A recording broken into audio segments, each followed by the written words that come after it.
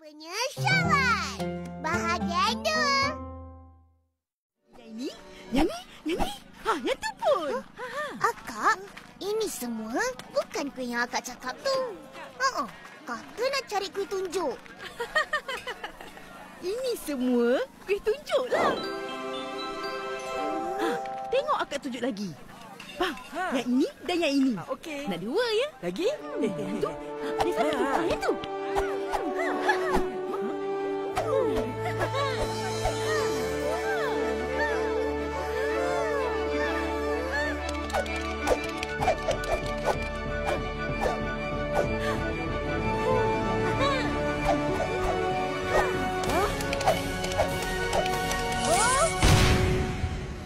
Tambah lagi kak. Yang ni nak? Apalah kak ni? Yelah kita orang ingat ada kuih nama kuih tunjuk. Rupanya kuih beli. Patutlah upah gelak tadi.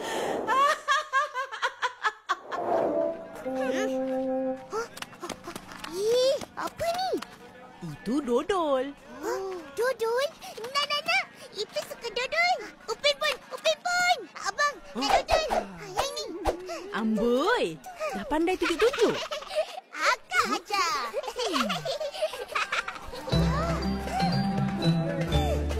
Senang kan?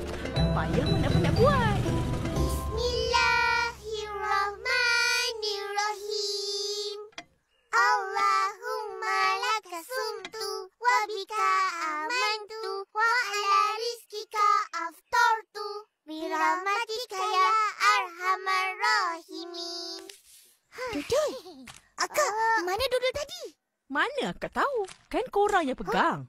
Dodol apa? Tadi dekat Bazar Ramadan. Dia orang beli dodol. Oh. Ni aku punya. Ni kau punya. Untuk Opah tak ada? Kesian Opah.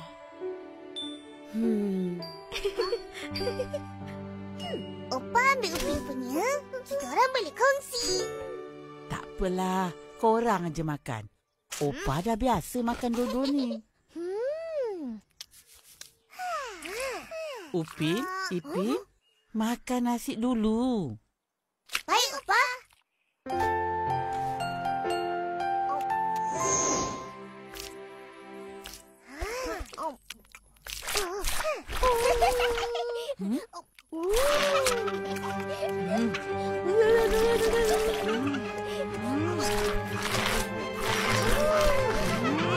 Kau makan elok-elok? Boleh? Boleh. Amboi, sedap sangat ke dodol tu? Sedap. Dulu bila nak raya, satu kampung gotong royong buat dodol. Kenapa sekarang tak buat? Yang rajin dan suka nak buat, semuanya dah tua dan tak larat. Macam Opah. Orang muda semua tak rajin. Yelah, siapa rajin nak mengacau dodol sehari suntuk? Penat. Wah, macam seronok je. Seronok main. Nanti sekejap je kacau, dah tak larat. Opah, buatlah dodol raya ni. Kita orang tolong. Seronok juga kan? Nanti kita tanya Tok Dalang. Dia ada kawah besar. Buat dodol? Boleh juga.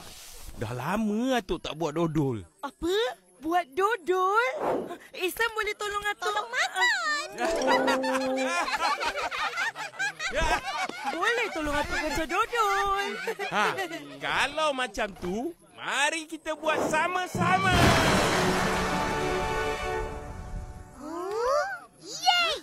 Nanti boleh bagi-bagi dodol tu. Betul.